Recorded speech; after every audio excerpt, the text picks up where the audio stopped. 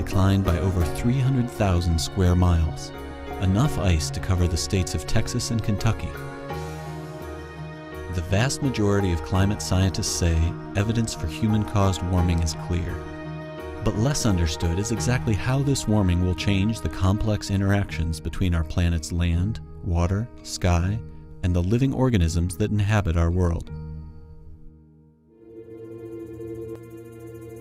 As NASA scientists improve their understanding and predictions about climate change, NASA satellites provide critical data about what's happening on our planet today, real-life observations scientists use to hone their predictions.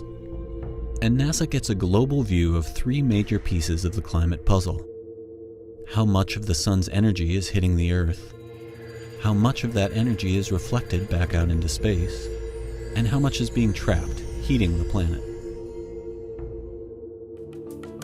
NASA satellites measure the sun's energy, which fluctuates due to a 10 to 12-year cycle. Could increased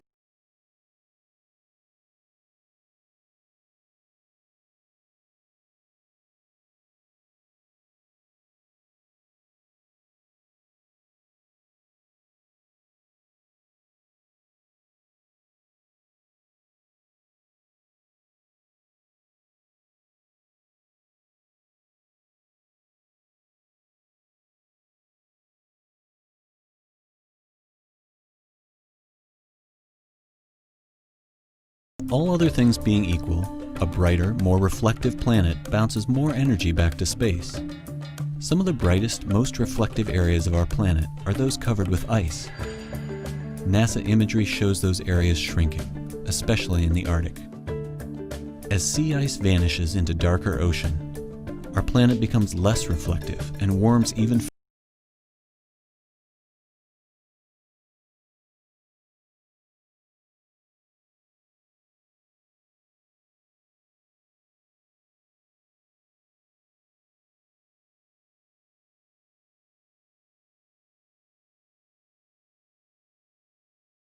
them form are climate wildcards.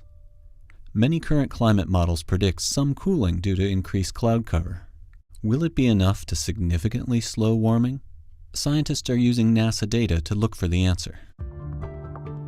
Further complicating the issue is that water vapor is actually the world's most abundant greenhouse gas.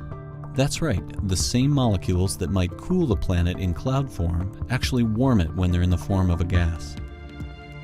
They help create a blanket around the Earth, catching heat radiating from the planet's surface and trapping it within the atmosphere. As the planet warms, more water evaporates from the ocean, creating more of this heat-trapping greenhouse gas. Humans can't directly control the amount of water vapor in the air, but we can have a much greater impact on other major greenhouse gases. Carbon dioxide is the second most prevalent greenhouse gas, and it's our biggest contribution to global warming. Fossil fuel burning releases large amounts of carbon dioxide into the air. NASA satellite instruments capture the infrared signature of carbon dioxide in the global atmosphere. They show a rise throughout the decade. NASA also monitors other greenhouse gases, such as methane, nitrous oxide, and CFCs. In recent years, CFCs have decreased. Methane and nitrous oxide are on the rise. Greenhouse gas is most likely the main contributor to current global warming. It's the key piece of the temperature puzzle, and it's unlocked the door to higher and higher temperatures.